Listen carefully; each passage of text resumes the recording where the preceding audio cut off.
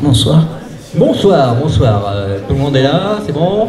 Tous ceux qui s'intéressent en moi. Même si je pense que pour beaucoup, ça va pas vraiment vous parler. Mais donc voilà, pendant cette heure-là, on va parler technique. Et je pense qu'on va surtout parler technique pour ceux qui voudraient se lancer dans le podcast. Je pense que tout le monde s'est déjà lancé plus ou moins, hein. N'est-ce pas? Je pense. J'ai ouï dire que Ditours veut se lancer. Donc... Ah. Il n'est pas là. Ah bah c'est dommage ça. Bah, tant pis pour lui, hein. Il aura le replay. Donc pour cette émission, donc, je suis avec Kenton. Salut Kenton. Bonjour. Donc présente-toi un petit peu. Je suis animateur de TechCraft. Je fais un peu de musique, un peu de vidéo, un peu de son, un peu de tout. Voilà. J'essaie de faire un peu plein de choses, mais sans pousser très loin. Voilà. D'accord. Très bien. Je suis aussi accompagné de Jeff. Salut Jeff. Salut. On n'est pas hyper galant, je trouve. Ah mais t'inquiète pas. Voilà, le meilleur pour la fin. Salut, je suis Jeff. Je m'occupe de la technique chez Geeking, qui produit de nombreuses émissions en vidéo. D'accord, très bien, merci. Et donc le meilleur pour la fin, donc nous accueillons Adeline Chatail. Bonsoir, bonjour. Chatail, oui, excuse-moi. Donc je pense qu'il n'y a pas besoin vraiment de faire de description. Si certains n'ont pas été là ce matin, c'est donc une comédienne de doublage qui a entre autres récemment, en tout cas doublé Zelda. Oui, c'est ça. Une comédienne spécialisée dans le monde de la voix. C'est-à-dire que je fais du doublage, je fais aussi du jeu vidéo, je fais de la publicité, des habillages, radio, voilà, un petit peu tout ce qui touche au domaine de la voix. Merci beaucoup. Ok, merci aussi d'être là. Merci à vous de me recevoir. Oh, mais il n'y a pas de quoi. Voilà, ça c'était pour les politesses. Tout à fait. Maintenant, on va passer au fion. Hein. On va s'en envoyer quelques-uns. Non, je déconne. Donc, on va commencer par le vrai thème, hein, en tout cas de cette petite heure. Donc, on va parler technique en commençant donc par ce qui nous intéresse le plus, hein, donc le podcast. Donc déjà, c'est une question importante, je pense que pour ceux qui veulent se lancer, c'est comment bien débuter. Parce que c'est vrai qu'on peut se dire, ouais, je voudrais faire un podcast, mais comment faire un podcast? Parce que, bon, tout le monde a un micro, etc., mais qu'est-ce qu'il faut vraiment faire? Donc, déjà, une question quand on veut faire du podcast, il faut déjà peut-être se demander pourquoi faire du podcast. C'est une question je trouve qu'on ne met pas assez l'accent dessus, parce que... comment dirais-je, faire un podcast, parler comme ça dans un micro, c'est faisable, mais pourquoi on veut le faire? Et surtout, de quoi on veut parler? Moi, je pense que c'est déjà un moyen d'expression libre. C'est difficile aujourd'hui de te faire entendre, surtout vous en discutiez avant sur les réseaux sociaux, où on peut parfois parler dans le vide, se faire troller. Là, je trouve un moyen de mettre ça en audio, ou en vidéo, puisqu'on peut le faire aussi, hein. Pas confondre avec YouTube, bien sûr. Hein. Oui, bon, on en parlera après. Voilà. Mais c'est un bon moyen de communication, de diffuser un message, de parler de choses qu'on aime et surtout de traiter de sujets qui ne sont pas forcément traités dans les grands médias comme la télé ou la radio. C'est vrai.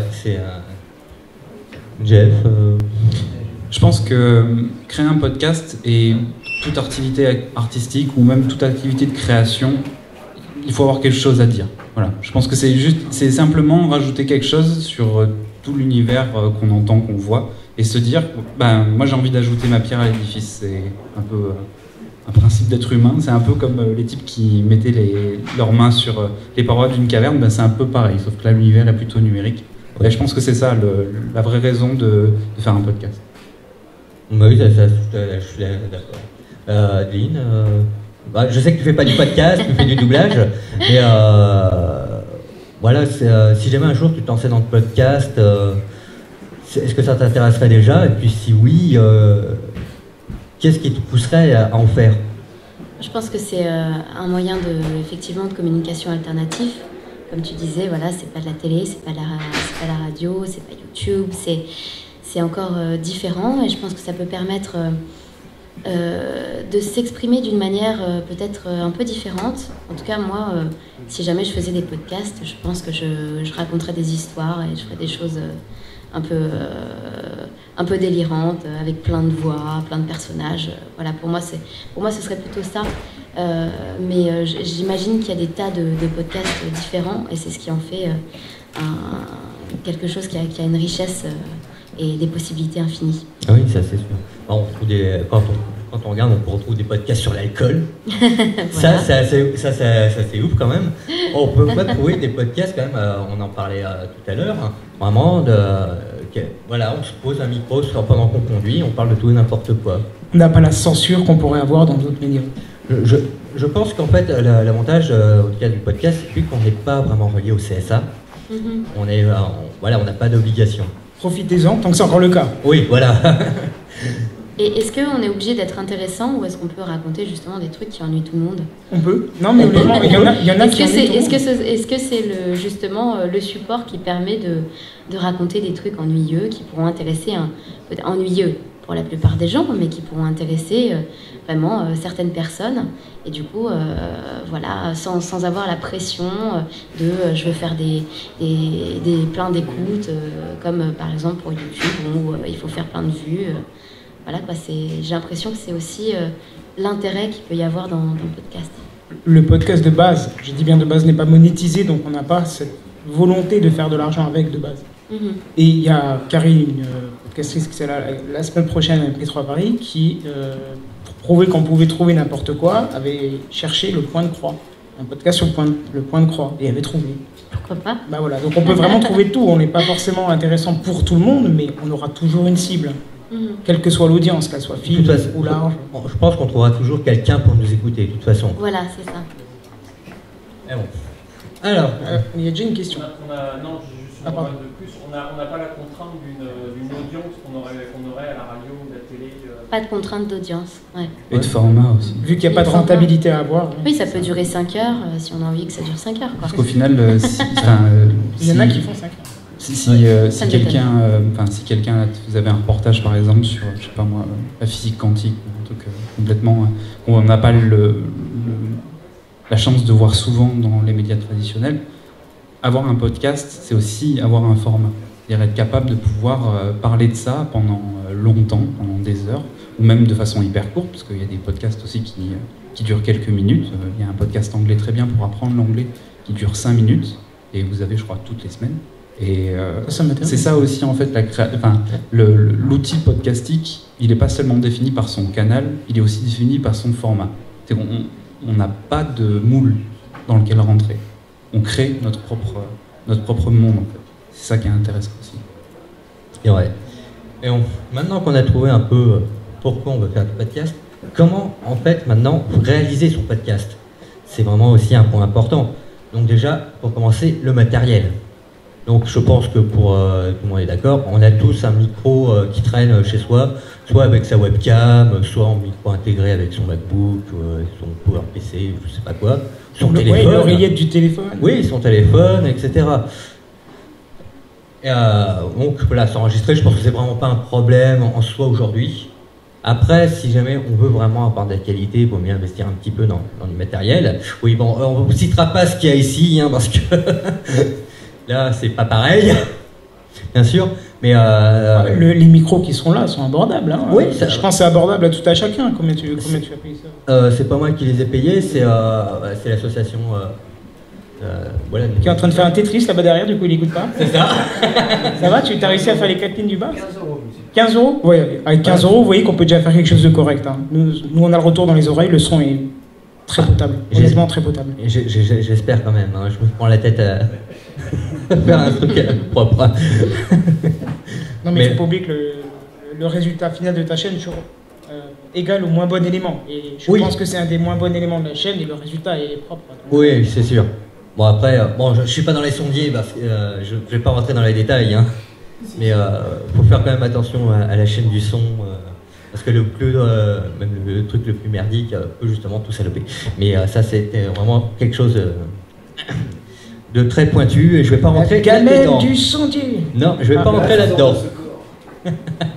Non, je vais pas faire mon blast. Voilà, justement. Et le point suivant, donc maintenant qu'on sait avec quoi enregistrer, le seul truc c'est après avec quoi enregistrer et quoi faire ses montages. Parce qu'il y a aussi une question logicielle qui est importante. C'est, je pense que pour débuter, il n'y a rien de plus simple que le gratuit. Aujourd'hui, c'est simple, hein, il y a Audacity, hein, tout le monde connaît plus ou moins. C'est open source, c'est gratuit, c'est top. Si on est sous Mac, il y a GarageBand qui est aussi gratuit. Oui, c'est vrai. Il y a Et on peut utiliser Audacity sur Mac. Oui, en plus. Aussi, oui. C'est open source. Je l'utilise du coup de temps en temps. Après, on peut passer donc à des logiciels plus pointus. En premier lieu, on peut penser à Reaper, par exemple, qui est gratuit, qui est plus ou moins gratuit. Qui est gratuit selon votre, Voilà. selon votre gentillesse, on va dire. Parce qu'on peut l'utiliser gratuitement, mais il demande après 60 jours de rétribuer l'auteur pour en plus une somme qui est parfaitement raisonnable, puisque c'est 60 € si vous ne faites pas de commercial, je crois. C'est 60 €. 60 €. 60 $, pardon. Oui. Si on ne fait pas de commercial, et c'est un tout petit peu plus si on fait du commercial avec, mais ça reste totalement abordable. Ça reste totalement abordable, oui. Après, au niveau des logiciels, ça peut monter très vite, très haut. Hein. Je pense à Cubase, par exemple. Pro Tools, ou là tu vends tes organes. Ouais, Pro Tools, clairement. C'est pas que là, c'est pas. Oui, il faut du matériel derrière. Il faut le matériel derrière pour Pro Tools.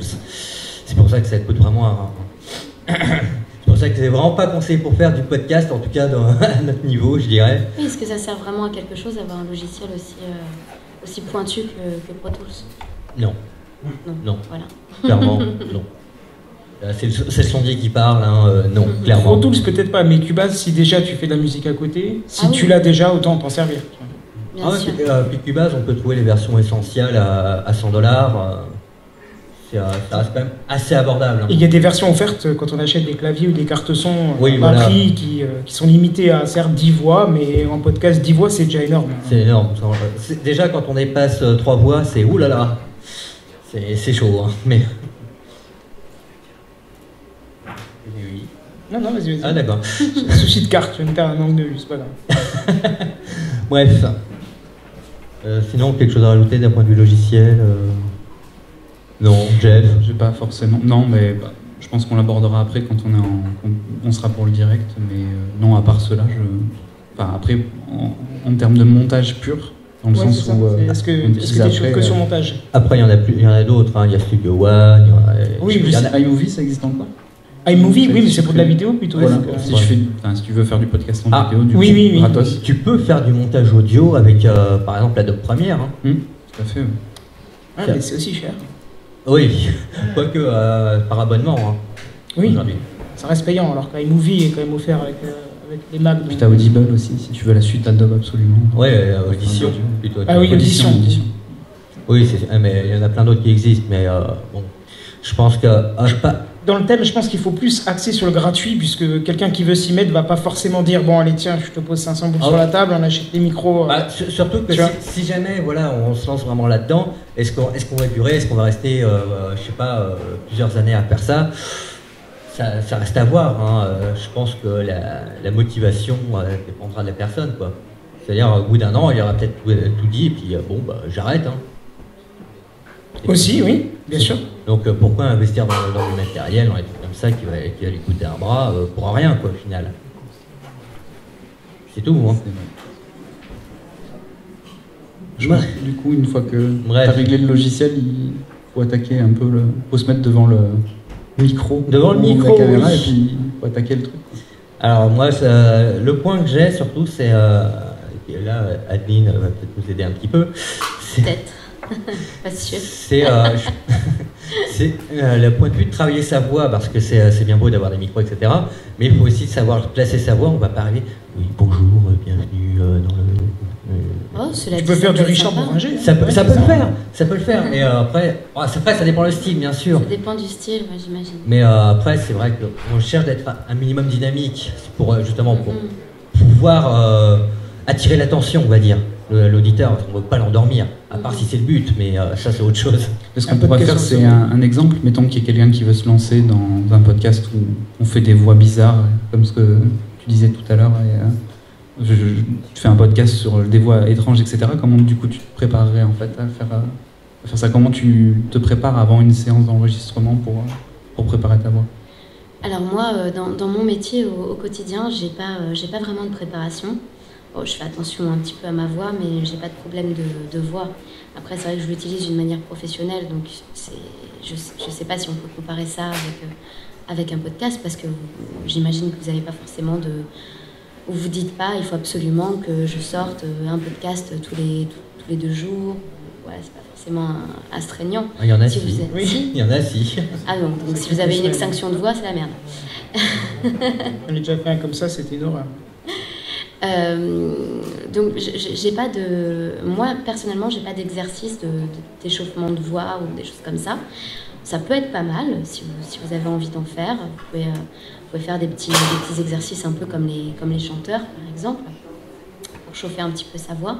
Si on veut faire son boulot, il faut quand même s'entraîner un petit peu, quoi. Ah, après, les imitations, ça, c'est encore autre chose. Mais moi, je conseillerais plutôt de faire des exercices dans le sens d'écouter un petit peu je sais pas, préparer un texte par exemple, si on a envie de faire quelque chose. Voilà, imaginons, demain, moi j'ai envie de faire un podcast, je fais une histoire, et puis j'invente plusieurs personnages. Donc forcément, j'écris mes dialogues, j'écris quelque chose, je prépare quelque chose. Donc je pense qu'il va forcément falloir s'entraîner. Oui. Donc, qui dit entraînement dit réécoute. Pouvoir se réécouter. Alors, la première chose, c'est que quand on n'a pas l'habitude, entendre sa propre voix, je pense que ça peut être un petit peu choquant au départ. Oui, c'est très Voilà. choquant. Moi, on me pose souvent la question, on me dit, mais ça se fait pas bizarre, tu regardes la télé, tu tombes sur ta voix et tout. Moi, non, parce que ma voix, je l'entends depuis hyper longtemps et je sais à quoi elle ressemble quand elle passe à travers une machine. Parce qu'on ne s'entend pas de la même manière. Toi, tu t'entends quand tu parles, à travers ton cerveau corps, interne. voilà, ton cerveau interne. Et puis quand tu t'entends, la réaction qu'on a souvent, par exemple, on se fait filmer un peu à notre insu, en train de dire une connerie, et puis on regarde la vidéo et fait oh, c'est ma voix ça. C'est Oui. toujours un peu perturbant. Donc je pense qu'il faut s'habituer aussi et essayer de trouver une manière de parler qui va être compréhensible, intelligible, agréable. Ça va être aussi peut-être un rythme de parole. Parce que si tu parles trop vite, personne va comprendre. Ça peut être agaçant aussi. Si tu parles trop lentement, bon, à moins que ce soit un podcast pour s'endormir, voilà. Mais c'est ça. Mais alors des entraînements, voilà, moi au quotidien je n'en fais pas, mais je sais que ça peut être pas mal de faire des exercices de diction, parce que y a rien de plus chiant que de devoir se reprendre sans arrêt parce qu'on n'arrive pas à dire un mot. Donc au fur et à mesure, en fait, on va aussi moi ce qui m'arrive souvent, la petite anecdote que je vous racontais tout à l'heure, ce qui m'arrive, c'est que parfois il y a certains mots, je sais, j'ai du mal à les dire. Et alors c'est pas forcément le mot en lui-même, mais c'est quand il est dans une phrase. Par exemple, j'avais une phrase avec le mot chipmunks, les chipmunks. Genre, je sais pas quoi, elle parlait aussi vite qu'une chipmunks, c'était super chiant, enfin, un truc comme ça. Et je me rappelle une séance comme ça où j'avais dû dire cette phrase, et je m'y suis surprise, mais à 15 fois, et je n'arrivais pas à sortir le truc. Ou Thanksgiving, dans les films américains et tout ça, Thanksgiving, ça y va. Donc en plein milieu d'une phrase, pareil, c'est un truc, c'est bizarre à... Alors j'ai repéré ces petites faiblesses, et je me suis dit, je vais créer une phrase comme un exercice de diction. Je vais essayer de trouver plusieurs répétitions de ce petit Thanksgiving, par exemple. Alors qu'est-ce qu'on pourrait imaginer? Je ne sais pas, je ne vais peut-être pas improviser un truc maintenant, mais voilà, ou répéter plusieurs fois la phrase afin de trouver la manière qui va être pour nous la plus facile de l'articuler et que ce ne soit plus jamais un problème. Voilà, donc, ou faire des exercices de diction qu'on connaît très bien. Dis-moi gros gras grand grain d'orge, quand des gros gras grand grain d'orgeras-tu? Je me dégros gras grand grain d'orgerai quand tous les gros gras grand grain d'orge se dégros gras grand grain d'orgeront. Voilà, tu fais ça 10 fois tous les matins. Ah, je me suis un petit peu trompée. Ouais, Et j'ai fait cet c'est exercice parce que je m'étais aperçue que j'avais du mal à prononcer les greux. Voilà. Donc voilà, il faut s'écouter, voir là où sont les difficultés et trouver les moyens peut-être de les détourner. Et c'est peut-être pas votre cas, mais pour certains, effacer leur accent. Ah est-ce que vraiment effacer un accent est nécessaire? Des fois, l'accent fait tout un charme, hein, tu sais. Oui, sauf quand tu viens du Nord-Est. Hein, ça. Moi, je suis pas contre les accents. En doublage, évidemment, on demande d'avoir un accent en rapport avec le neutre, personnage. entre guillemets, Ou en rapport avec ou le en personnage. rapport, ou de créer un accent, ce qui est encore différent. Mais pour le podcast, je suis pas sûre que ce soit nécessaire. C'est un accent aussi. Je prends l'exemple des Québécois qui, en général, quand ils viennent en France, ils essayent d'effacer leur accent québécois.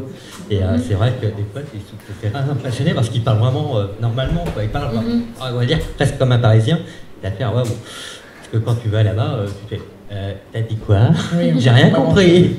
Moi, je pense que ce qui peut être un peu plus embêtant, c'est un problème d'élocution ou un zozotement, quelque chose de très prononcé. Il y a beaucoup d'orthophonistes, pardon, je t'ai Oui. coupé. Il y a beaucoup d'orthophonistes qui conseillent sur des blocages de phrases ou de mots de chanter, vraiment. D'essayer de le faire, la phrase en chantant ou en mettant une certaine rythmique dans vos mots. Et ensuite, ça vous aide à la répéter de façon normale. Des sans avoir de techniques problème. aussi qu'on utilise contre le bégaiement. Tout à fait, contre le bégaiement. Ouais. Si vous regardez un film qui s'appelle The King's Speech, à un moment, le discours d'un roi en français, où il y a ces exercices-là. C'est mon film. Ça peut être des exercices aussi intéressants à rechercher et à faire pour rendre son podcast assez intéressant. Et puis après, je pense que finalement, au-delà d'une certaine technique ou d'articulation, d'élocution, etc., ça va peut-être être plus sur la fluidité de la parole, je pense. Éviter, comme je viens de le faire, de faire des toutes les 2 secondes. Ou, ça, c'est un problème inhérent au podcast. Ça, on fait toujours beaucoup de... Je pense. Repérer aussi peut-être des tics de langage qui pourraient être irritants, comme répéter plusieurs fois bref, alors, donc, en fait, etc. Essayer de... Voilà, ces choses-là qui rendront les choses plus agréables à l'écoute. Là, il va peut-être aussi donner un peu plus de prestance aussi, on va dire, au locuteur. Oui. C'est selon le sujet. Pour moi, c'est selon le sujet. Je vois pas Tocheux, par exemple, qui... non, mais oui, mais je voulais dire, je te voudrais pas prendre un ton très radio ou très... Pour ce que tu dis, pour ton sujet, tu vois. Voilà, c'est ça. Voilà, oui, dépend du justement, thème. tu vois. Après, oui. Comme moi dans TechCraft, je voudrais pas faire bonjour, on va parler de tech, alors aujourd'hui, Google, tu vois, c'est pas possible. Selon le thème, je Bonjour, pense... aujourd'hui nous allons traiter le point de croix. Ouais, c'est ça. Salut à tous. Point de croix aujourd'hui. Non, Je pense qu'il faut vraiment, selon le thème, essayer de trouver une façon de parler, et puis voilà. oui, c'est ça. Mais quand je parlais justement de prestance, machin, etc., c'est plutôt, voilà, par rapport à ce qu'on fait, par rapport au sujet qu'on aborde, trouver, voilà, sa prestance, se dire, voilà, là, je fais un truc assez calme, genre un peu sur le mystère, etc. Donc, je vais essayer de poser ma voix un peu de façon plus calme. Oui, comme fait Lionel posée. Camille. Voilà, exactement, ouais. C'est vraiment une voix très posée, très sombre, très calme, avec une musique d'ambiance derrière. Exactement. Et puis voilà, on est un peu les sondiers, machin, etc. On est surtout les voix dynamiques, on essaie de booster un peu. Et c'est la fête. Après, ce qui peut être embêtant, je pense, c'est nous, le problème qu'on rencontre souvent avec des comédiens qui démarrent, parce que malgré nous, alors ça dépend si on a un public ou pas. C'est vrai que le podcast, j'imagine que finalement on est plutôt solitaire quand on fait son podcast, mais il peut y avoir une espèce de, comment dire, d'angoisse un petit peu, de petit stress, de petite peur qui va agir sur la voix et qui va donner une espèce de ton, ce qu'on appelle un ton blanc, où la voix perd un petit peu de sa texture, perd un petit peu de sa présence, de son grain, parce que voilà, il y a quelque chose qui se resserre au niveau de la gorge, et ça c'est quelque chose qu'il faut arriver à travailler, à vaincre, pour éviter d'avoir ce qu'on appelle voilà, la voix blanche un petit peu, la voix éteinte, la voix qui chevrotte aussi. Ou qui chevrotte, pourquoi pas, oui, voilà. Et pour ça, il faut avoir une certaine assurance, je pense. Voilà, ne pas avoir peur de s'exprimer, s'exprimer aussi d'une manière claire, ou pas imaginer qu'on est en train juste de parler à son micro, mais aussi peut-être imaginer qu'on s'adresse à une personne. Voilà, peut-être visualiser un point dans la pièce, un peu éloigné, et s'adresser à ce point, ce visuel, comme si on s'adressait à quelqu'un, et ça va nous donner en fait un petit peu plus de ce qu'on appelle nous de timbre en fait dans la voix. Il y a aussi la notion de niveau de langue qu'on peut lier à la voix, dans le sens où quand on est expert dans un sujet, qu'on a vraiment de grosses connaissances poussées, on va être capable de sortir énormément de mots techniques, etc. Il ne faut pas perdre à l'esprit qu'on s'adresse à une audience qui n'a pas forcément le même niveau que nous. On parlait tout à l'heure d'accessibilité des moyens numériques, mais il y a aussi une accessibilité du discours. Vous avez peut-être un niveau de langue qui est un peu plus élevé que votre public, et être capable d'utiliser des mots qui vont être plus simples ou expliquer des concepts qui vont être beaucoup plus globaux, ça peut aussi être une facilité pour vous faire comprendre. Ou simplement faire attention, comme je disais, au débit de parole aussi. Tout à fait. Le rythme. Voilà, trouver un rythme, une fluidité toujours dans la compréhension aussi, qui va faciliter la compréhension. Donc pas faire du blast. Alors pour ceux qui ne connaissent pas blast, c'est quelqu'un qui, une fois qu'il est lancé, on l'arrête plus. Ouais. Ça peut être un style aussi. Ah oui. Ça peut être. Oui. Ah oui, ça c'est. Voilà, je dis ça pour. Chacun a son style. Ouais, non, je dis ça un peu pour le troller parce que c'est quelqu'un de très intéressant quand il commence à parler. Bref, je pense qu'on a fait le tour à peu près pour la voix et tout ça. D'accord. C'est déjà pas mal, hein, franchement. Je pense que c'est pas mal pour débuter, en tout cas au niveau de sa voix, parce que c'est vrai que c'est l'un des outils principaux du podcasteur au final. Oui, finalement. Juste pour résumer, donc vaincre sa peur. Oui. Voilà. L'éloquence. Et adapter au sujet. Je pense qu'on peut dire les trois là pour. Oui, et puis voilà. Et en ce qui concerne, effectivement, ne pas hésiter à chercher des exercices de diction pour être plus à l'aise. C'est toujours intéressant de travailler sa diction. Donc, une fois qu'on a travaillé sa voix, je pense qu'il est temps de s'intéresser à savoir ce qu'on peut faire du direct. Je pense surtout les podcasts en direct, il y en a combien ici qui en font 1, 2, 3, c'est tout? Eh ben, 4 avec Musica, en 5 avec ça, qui quand même est où le différer, parce qu'il faut penser que ce sont quand même deux styles bien différents. Parce que le direct, on n'a vraiment pas le droit à l'erreur. Faut y aller, faut pas hésiter. Ah, je vois un Johnny qui l'a. Je suis d'accord avec lui. C'est pas différent. Non, mais le direct, on se plante des fois. Ouais, non. C'est pas grave. Ouais, mais les fails dans le direct, ça fait partie de l'identité. Ça fait que par contre. Mais non, ça reste quand même deux styles assez différents. Donc savoir, est-ce qu'on peut être capable d'assurer pendant plusieurs heures un direct avec certains auditeurs, ce qui peut être quand même assez éprouvant, ou alors vraiment se dire bon, je fais ça vraiment prépare, j'enregistre, je mets tout au fur et à mesure par la suite, qui met un peu moins de pression, et se dire tiens, ce passage-là, je l'ai un peu foiré, hop, je vais le réenregistrer. Ce qui peut être aussi pas mal quand on travaille en team, c'est vraiment se dire voilà, attends, là, on fait une petite intervention tranquillement. On parle limite une discussion entre nous sur Skype, Discord ou un truc comme ça, en enregistrant, et se dire voilà, ça c'était intéressant, est-ce qu'on garde, est-ce qu'on coupe, etc. Donc c'est vraiment deux styles complètement différents. Donc il faut vraiment faire son choix en fait. Même si le direct reste quand même un exercice très difficile. Tu me fais mal, j'ai envie d'intervenir. Bah vas-y, interviens. Moi je dis, si vous faites pas du direct, gardez votre première prise. Même si vous l'avez foiré, vous enlevez juste le petit bout que vous avez foiré. Mais refaites pas tout en entier.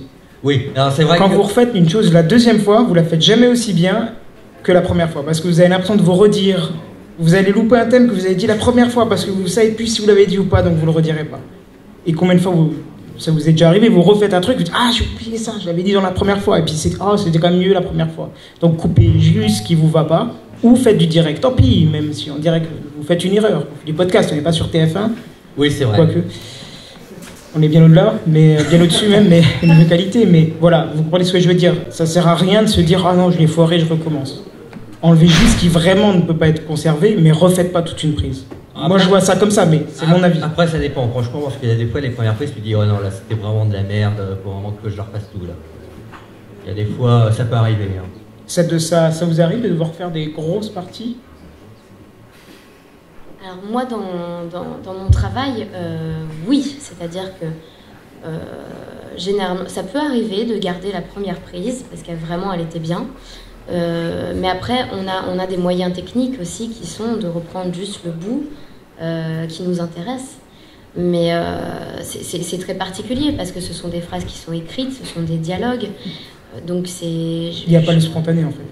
Voilà, il n'y a pas le côté spontané. Après, là où je suis... Enfin, tout dépend des personnes en fait, ça dépend du sujet aussi. Je dirais qu'il n'y a pas forcément de règles. Moi, personnellement, en tant que professionnelle du milieu de la voix, je ne serais pas forcément d'accord de garder une première prise. Mais parce que ce sont des choses qui sont scriptées. Voilà. Donc, quand c'est scripté, c'est forcément possible de faire mieux une seconde fois ou de pouvoir mélanger de prises, de pouvoir faire un mixage. Donc, c'est vrai que c'est assez particulier.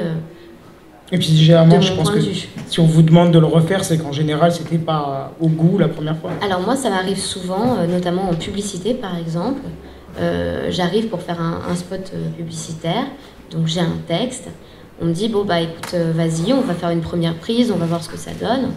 Donc oui, avec Ikea, moi je suis super contente de ma cuisine, blablabla, donc je fais mon truc.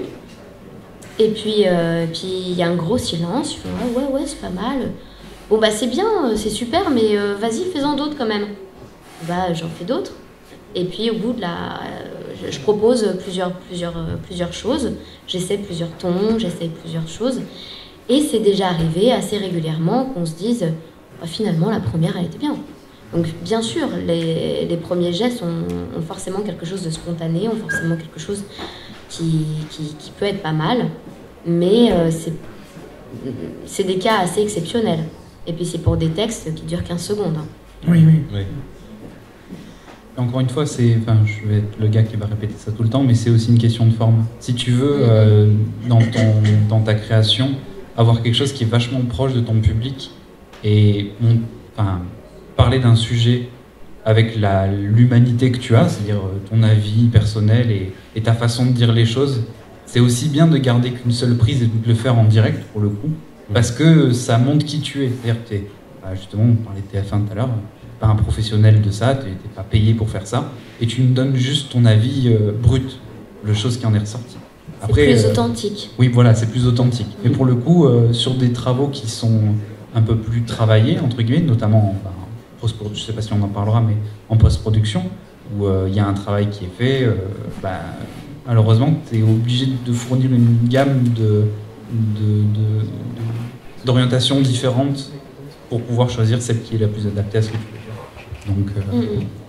Donc en fait, plus ça va être précis et plus ça va parler de quelque chose de précis et limite être scripté, et plus on va peut-être aller un peu plus dans le détail, aller un petit peu plus dans le montage, etc. Et si ça parle de quelque chose de spontané, voilà, comme on se parle en direct, c'est vrai que l'authenticité, la spontanéité est à privilégier. Bon, on va passer quand même à la suite. Hein. Oh là là, il ne reste déjà plus 20 minutes. Oh là là. Ça passe trop vite. Ça passera très vite. Ouais. Ouais. Je vais reprendre des questions. Mais je parle beaucoup aussi, alors je vais peut-être vous laisser parler. Non, t'inquiète pas. Hein. Donc, on s'adresse déjà principalement à des podcasteurs. Voilà. Je pense que vos ajouts sont bien plus précieux que ce que nous on dit. Exactement.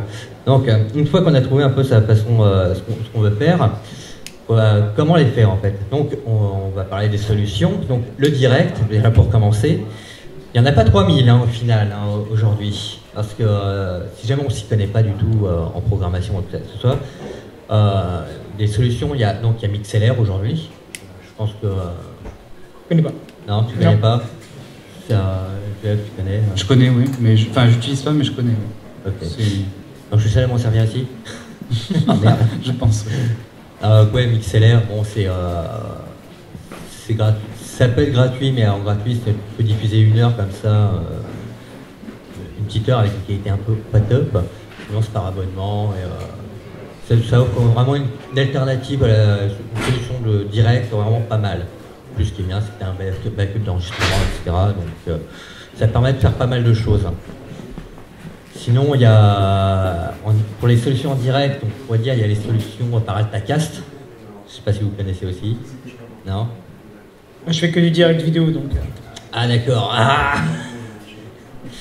donc, pour un podcast audio, c'est bien. ouais, bon, les systèmes par Altacast, en général, ça passe par des sites, etc. C'est assez galère en fait à mettre en place, même si ça reste des solutions gratuites en général, ce qui est plutôt pas mal. Après, bon, tu as les solutions un peu plus compliquées, mais là, il faut s'y connaître un petit peu en informatique avec Icecast, par exemple. Là, tu y vas. Hein. Ah, non, mais là, il faut s'y connaître. Installation de serveur. Voilà, c'est ça. Là, c'est vraiment du très très haut level. Mais au niveau de solution live, ça reste quand même assez compliqué de s'y retrouver là-dedans. Surtout à part MixLR qui reste assez simple d'utilisation. C'est juste un programme qu'on installe, puis pouf, c'est parti. Donc on a juste à parler, ça diffuse. Solution pour la vidéo? Je peux en proposer une? De live pour la vidéo? Vous jouer... Ouais, vas-y. Vous pouvez jouer aussi un peu avec le diable du podcaster, parce que il y a YouTube, même si c'est pas du podcast, vous pouvez utiliser... Vous pouvez, comme je fais toutes les semaines, utiliser cette plateforme juste pour le live et après poster en podcast. C'est pas un problème. Et pour ça, il y a OBS. C'est une solution gratuite, complètement gratuite et open source.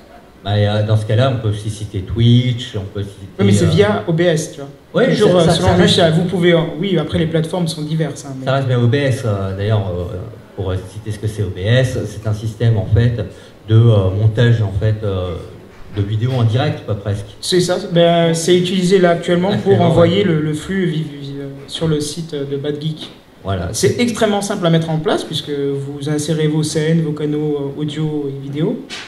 Et vous rentrez votre clé de stream selon le site que vous utilisez, la plateforme, et vous faites streamer.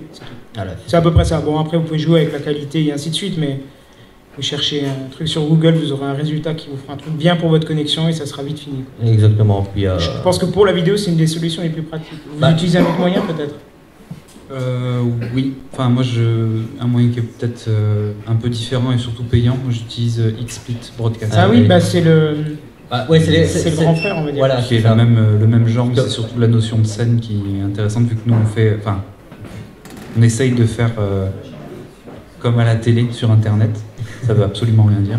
Mais étant donné qu'on fonctionne par scène et qu'on a des choses à montrer qui ne sont pas forcément que des caméras, qui vont être de l'ordre des images, etc. Si vous avez une émission qui se présente de façon très graphique, vous avez besoin d'avoir des génériques, des jingles, des choses comme ça. Bah, c'est peut-être une autre solution à prendre. C'est un outil de streaming de gaming à la base, mais OBS, oui, OBS peut le faire. Après, encore une fois, comme dans toute utilisation de matériel technique, c'est en fonction de votre feeling aussi par rapport à la machine et par rapport au logiciel que vous utilisez. On va dire que l'avantage d'OBS, c'est que c'est gratuit. Bien sûr. Là, c'est quand même... À deux, trois choses près, c'est à peu près la même chose qui explique. Ouais, voilà, à 2-3 choses près, mais OBS marche très bien, c'est gratuit, c'est open source aussi. Et voilà. Et sinon, donc, on va parler du direct et pour le différer. Comment vous faites, vous, Kenton? Comme Adeline Audacity. Non, mais je te parle pour diffuser vraiment... en différé? Oui. En épisode en différé. Ah, pour la diffusion. Oui, pour la diffusion. Oui, d'accord. Mise en ligne sur un hébergement et je passe par la seule et unique solution, il n'en existe aucune autre, PodCloud. C'est tout. C'est pas un conseil, c'est un ordre. Attention, je vais vérifier à la sortie. Non, je plaisante. Oui, c'est Phil, mais il est même pas là pour signer le chèque pour la pub que je viens de lui faire. Non, c'est juste, c'est une solution en fait de génération de flux RSS automatique. Sinon, vous tapez le flux à la main, hein, c'est pas un problème. Hein, c'est compliqué quand même. Hein. Il y a même des plugins pour WordPress, il y a tout ce qu'il faut. Mais une des solutions, je la conseille parce que je l'utilise et que ça marche bien, c'est PodCloud. Vous créez un compte, c'est gratuit. Et vous rentrez vos flux, l'adresse de votre fichier, et puis c'est parti. Et ça vous génère le flux que vous distribuez, et puis voilà, c'est fini. Jeff, pareil pour toi? Non, moi c'est à l'ancienne. Fichier uploadé sur le site, édition de... Alors moi je le fais à la main, mais Cédric qui s'occupe aussi du flux avec moi, lui les édite via Feeder. Feeder ça s'appelle, je crois que c'est un truc sur Mac qui fait de l'édition de flux RSS. Je connais pas Mac en fait. C'est simplement. Voilà. Ok. Sinon, il existe quand même pas mal d'autres solutions. Il y a SoundCloud. Il y a... Non. Si. SoundCloud ne fait plus les flux RSS. Si. C'est une option à cocher en fait. Ils avaient annoncé l'abandon, Ils il font la semblait, génération. Non mais D'accord. ils continuent quand même. Hein. Ah, ok. Il faut juste cocher l'option. Non, je sais. En fait, ils communiquent super mal SoundCloud. Sinon, t'as une À déconseiller parce que ça a tendance à se casser la gueule sous peu SoundCloud. Enfin, ça fait des années qu'on n'arrête pas de dire ça et pourtant ils sont toujours debout. Ouais, mais les flux n'ont jamais réellement fonctionné correctement. Hein. Ça, oui, c'est clair, c'est un problème. Mais il reste quand même une grosse partie, il reste quand même un gros public sur SoundCloud. Ouais, pour le coup, si vous débutez vraiment, comme on disait tout à l'heure, PodCloud, c'est vraiment très bien pour c'est gratuit et c'est super pour. Ouais, mais ils hébergent pas. Non, ils hébergent pas, mais, pour le flux RSS, c'est quand même pas un truc qui est simple. Oui, mais voilà, moi je te parle aussi d'hébergement. Ah, hébergement de fichiers. Hébergement, oui, bah là, vous avez archive.org, il y en a beaucoup qui l'utilisent. Moi, je suis pas très fan de laisser ça à eux. Bon, petit hébergement, ça vaut 10 balles par an. Et... Voilà, c'est ça. Pour 10 gigas, tranquille. Oui, surtout si vous faites que de l'audio, là vous êtes tranquille longtemps. C'est clair. Bref, on va passer un petit cas assez intéressant, donc le cas YouTube. Parce que je sais qu'il y en a certains ici qui font de la vidéo aussi. Hein, n'est-ce pas? Non. Mais alors, une petite question que je me pose, est-ce que c'est vraiment la même chose au final, faire du podcast sur YouTube? Alors, on fait pas du podcast sur YouTube. Je pense pas que Jeff me contredise. Si on trouve des podcasts sur YouTube, on essaie juste de rajouter une petite image, puis hop, c'est parti. Hein. C'est plus un podcast. Le podcast, ça reste une technologie par flux RSS. Là dans ce cas-là, on parle d'autre chose. On prend le but premier pour en faire une émission sur YouTube, mais techniquement, on peut plus parler de podcast. Et heureusement que Phil n'est pas là, il t'aurait déjà balancé une chaise à la tête. Hein. Même si le format est différent, au final, c'est la même chose. Alors, dans ce cas-là, il faut retirer le mot podcast de notre sujet. Non, quoique c'est pardon technique, c'est même pas podcast, mais production d'émissions sonores ou d'audio et de vidéo dans ce cas-là. Mais enlevons le terme podcast. Et là, on reste quand même dans ce qu'on a abordé et on évite de se prendre les foudres, de dire... Non mais, c'est un aspect réel. Hein. Est-ce que du coup, excuse-moi, podcast, ça veut dire quoi? C'est vraiment c'est par rapport à un format? On aurait dû faire le point dès le début. Il y a une idée généralisée sur le net. Un dit podcast, l'autre répond « Ah, c'est Norman et Cyprien ». Parce que beaucoup de jeunes ont fait de la vidéo facecam et ils ont appelé ça du podcast. Mais techniquement, le podcast, c'est juste un moyen de mise à disposition de fichiers pour un utilisateur via un flux RSS, qui est en gros un fichier que tu rajoutes dans ton logiciel et qui va chercher, chaque fois qu'il y a un nouvel épisode, il va le télécharger automatiquement sur ton ordinateur ou sur ton smartphone. Donc quand tu rentres chez toi, dès que ça se connecte en Wi-Fi, ça le fait. Et du coup, tu pars le matin, tu vas dans ton studio, pouf, tout arrive, et tu n'as plus qu'à écouter ça dans le métro, et ainsi de suite. Donc tu fais rien, tu t'abonnes à ce flux et tout descend. Oui. La définition francophone est un peu plus explicite sur le sujet, on parle de balado-diffusion, donc c'est bien de la diffusion. Ouais, mais ça, c'est parce que t'as les darons là qui sont venus mettre des mots français, hein, c'est tout. Le podcast, c'est au sens de pouvoir aussi aller. C'est quelque chose qui est déjà qui est sans connexion. Voilà, oui, le sans connexion, c'est très important. Et c'est forcément audio. Non, vidéo, puisque c'est mise à disposition de fichiers. Apple, par exemple, tu pourras le trouver sur iTunes, propose même des cours sous forme PDF en podcast. Alors ça fait bizarre de dire ça parce qu'on a l'habitude, nous, podcast audio-vidéo, mais eux balancent des PDF, des points doc. Ok. Et donc c'est pour ça que YouTube ne correspond pas, puisqu'on ne peut pas... on peut pas télécharger. On ne peut pas le télécharger. Ce qui va peut-être arriver bientôt. Oui, avec les YouTube Red, on peut déjà, oui. Ah oui, on peut déjà, oui. Donc, mais pas en France. À ce moment-là, on peut parler de podcast. Dans les pays en développement, ils ont ouvert cette possibilité de pouvoir, étant donné qu'ils ne sont pas sûrs d'avoir une connexion Internet tout le temps, ils ont ouvert la possibilité de télécharger les vidéos qu'on veut regarder sur les chaînes qu'on suit. Mais, après, je vais peut-être pas me faire des copains dans la salle. Mais moi, en fait, toute cette histoire de le grand ennemi YouTube, est-ce qu'il y a raison d'avoir ou pas avoir podcast, en fait, moi, personnellement, j'en ai rien à foutre. Je pars du principe que je pars du principe qu'à partir du moment où on crée quelque chose, et je pense que c'est juste ça en fait qu'on devrait utiliser comme terme. En fait, on fait de la création audiovisuelle, visuelle, ce qu'on veut, mais le principe est simple. Tu veux le partager au monde entier et tu choisis une plateforme. Tu le fais par flux RSS si tu as envie, tu le fais par vidéo, par audio, etc. Mais la chose principale à garder à l'esprit, c'est que tu communiques sur une plateforme. Et communiquer sur une plateforme, on parlait tout à l'heure de format, la façon dont un contenu est présenté à la télévision et à la radio, c'est pas la même chose. Mais pour YouTube, c'est exactement pareil. Le contenu va pas forcément être téléchargé sur le device de la personne.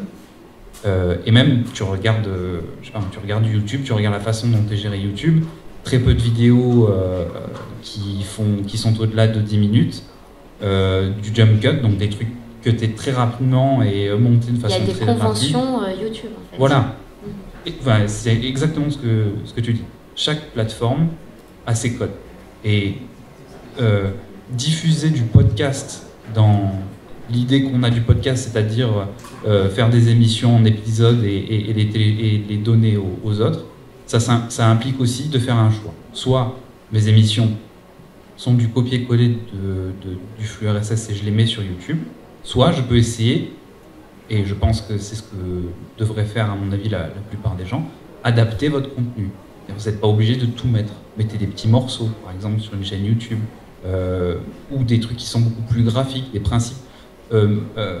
Fusionner votre contenu à quelque chose qui est beaucoup plus visuel. Par exemple, quand vous expliquez un concept, je disais tout à l'heure la physique quantique ou je ne sais quoi, de la vulgarisation, vous pouvez mettre des schémas, des dessins, des choses qui sont beaucoup plus parlantes à une personne qui va regarder de la vidéo, une personne qui sera en train de tondre son gazon et qui écoute un truc sur la physique quantique. Voilà. Et du coup, ça change le format à ce moment-là. Exactement.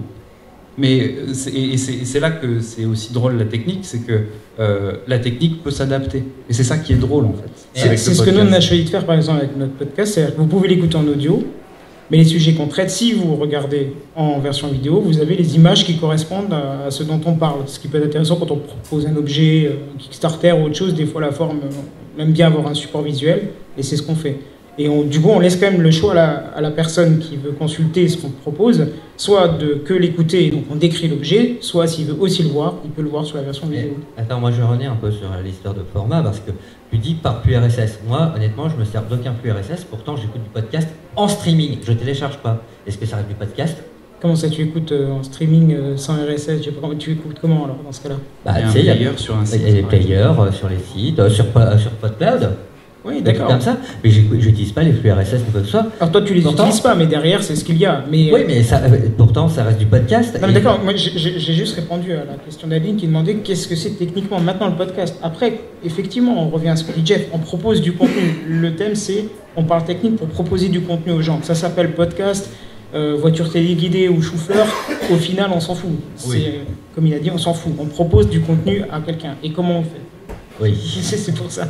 Pas Vu qu'il nous reste peu de temps, je pense qu'on va revenir dessus. C'est vrai que, bon, il nous reste 5 minutes, ça va être chaud pour terminer. Bref. On va peut-être prendre des questions. Si ouais, il y a des jeunes podcasteurs en herbe, des gens qui... Non, je sais pas, en fait. Il y a un micro. Il n'est pas activé. Pas activé? Il n'est pas activé. Il va l'activer. Ah là, il est activé.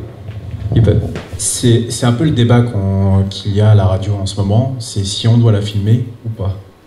Tu parlais de contenu augmenté, du fait que tu as YouTube et que tu peux voir des choses par rapport à ton émission, tu rajoutes des contenus.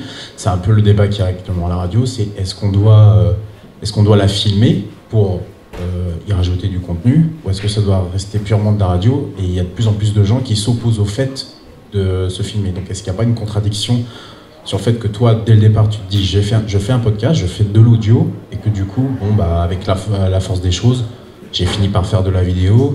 Est-ce que ça te rajoute vraiment un surplus, un cachet supplémentaire à ce que tu fais? Tu parles dans le cadre de ma production? Oui, de ta production, mais je mets ça un peu en relation avec la radio.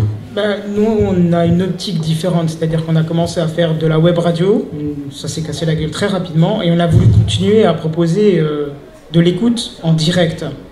La seule solution que j'avais à l'époque, c'était YouTube. On s'est basé sur l'audio où il y avait une image de fond et on s'est vite rendu compte que c'était dommage de ne pas prendre quelques minutes de plus pour mettre 2-3 images. Mais le but, c'était au final de finir en podcast, qu'on a fait quelques épisodes, enfin une cinquantaine d'épisodes après, mais c'était... Oui, quand même. On a mis du temps, mais c'était clairement évident. Si tu veux, si du jour au lendemain, YouTube nous dit « Bon, les lives, c'est fini pour votre compte », tant pis, c'est pas grave. on aura toujours le podcast, c'est notre volonté de faire ça, juste de l'audio. Sauf qu'on se dit, si déjà on diffuse de la vidéo, on va pas laisser les gens qui ont... C'est un simple moyen, c'est pas une fin en soi. Voilà, c'est ça. On utilise le moyen et on agrémente un petit peu le moyen. Au lieu de regarder un truc inerte, on rajoute quelque chose juste pour... pas pour le fun, mais je sais pas, tu rajoutes le sucre sur le gâteau, je sais pas. Je trouve pas l'expression qu'il faut, mais tu vois, je vois. Au lieu de rester devant le logo, au moins tu vois de quoi on parle. Mais c'est totalement accessoire, on pourrait s'en passer. Le fait est qu'il y a un véritable essor de la vidéo en ce moment. Enfin, si vous regardez n'importe quelle plateforme, on parlait de vidéo en direct tout à l'heure, enfin, Facebook Live, tout le monde met du pognon dedans. Enfin, Facebook a mis énormément de pognon dans Facebook Live et ils veulent qu'il y ait de la vidéo en direct. Vous regardez, regardez une chose, excuse-moi. Il y a Periscope aussi. Hein. Oui, Periscope, ben justement, Facebook Instagram Live, Periscope, aussi. etc. Mais regardez la façon, c'est peut-être un petit peu long, donc je vais essayer de faire vite. Regardez la façon dont la vidéo a été changée. Regardez la façon dont les formats ont été modifiés. Vous regardez Facebook maintenant, vous avez des vidéos d'1 minute 30 qui vous montrent comment cuire des choses. C'est des choses qui, il y a quelques années, c'est impensable, on n'aurait jamais vu ça sur Internet. C'est 20 minutes devant Maïté. Dans 1 minute 30 à regarder. Et maintenant, vous avez ça pour le craft. Enfin, il y a un gros boulot de la part de Nifty et tous ces trucs, tout ce pôle-là que Minute Buzz. Regardez la façon dont on nous donne de l'information avec Minute Buzz et France Info qui font des trucs comme ça. Il y a vraiment énormément de choses qui se passent au niveau de la vidéo et je pense malheureusement, l'audio, encore une fois, c'est des nouvelles formes de médias et une nouvelle forme de médias n'en a jamais tué une autre. La presse papier existe toujours, même si elle bat un peu de l'aile. Là, c'est exactement la même chose en fait. C'est-à-dire, la vidéo, c'est quelque chose qui va continuer à exister et vous, si en tant que podcasteur et en tant que créateur, vous voulez continuer à exister, vous pouvez, je ne dis pas que vous êtes obligé, mais vous pouvez passer à la vidéo. Mais essayez de rester créatif là-dedans, de penser à revoir la façon dont vous faites les choses. Ça peut être juste une pub pour votre plus gros podcast. Ça peut être juste une petite vidéo de 5 minutes qui dit, voilà, les meilleurs moments du truc, venez nous écouter sur un tel. Moi je dis, c'est un terrain qui a défriché. Ça reste jeune encore. Hein. Ça reste jeune. Et il ne faut pas voir ça comme... un ennemi ou un truc contre se battre, c'est un outil à utiliser. Parce que c'est ça, plateforme, c'est un outil. Tout à fait. Et je pense que ça sera le mot de la fin, parce que voilà, il est déjà l'heure pour nous de... Juste dire un petit truc. Vas-y, Vu que personne ne se presse pour nous jeter, on a juste oublié de traiter un thème qui est malheureusement important, c'est faire du podcast seul, en groupe, en local ou en groupe à distance. Seul, c'est simple, on a juste un micro. Je vais faire très vite, parce qu'on doit partir, mais... À plusieurs, effectivement, vous voyez, il faut une config comme ça qui peut parfois être très compliquée, console, micro, anti-pop s'il vous plaît, et voilà. Pas comme là actuellement. Et à distance, il faut malheureusement traiter avec des logiciels. On vous en donne de Skype, Mumble, on en a peut-être d'autres à donner. Discord. Discord, ah oui, Discord, oui, la nouvelle révolution, TeamSpeak, ce genre de choses. N'hésitez pas à jouer avec tout ça et à tenter. Voilà. Merci beaucoup Aline pour vos apports, c'était un régal. Merci Jeff, merci Kenton. Merci que vous n'êtes pas endormi sur le truc parce que... On n'a pas eu le temps de tout parler, mais bon, voilà, si vous voulez avoir, c'est la dure loi. Si vous voulez avoir l'idée de la diversité de ce qu'on peut produire, il y a de la saga MP3, du podcast, du doublage et de la vidéo, et de l'émission vidéo. Donc n'hésitez pas à écouter chaque support, ça peut vous inspirer pour vous produire vos propres choses. Et ne vous dites jamais, non, je le fais pas parce que ça peut ne pas plaire. Faites-le et dites plutôt, ça n'a pas plu, alors j'arrête. C'est ça, faut pas hésiter à se lancer de toute façon, quoi qu'il arrive. Faites-vous plaisir, lancez-vous. Voilà. Bonne soirée à tous.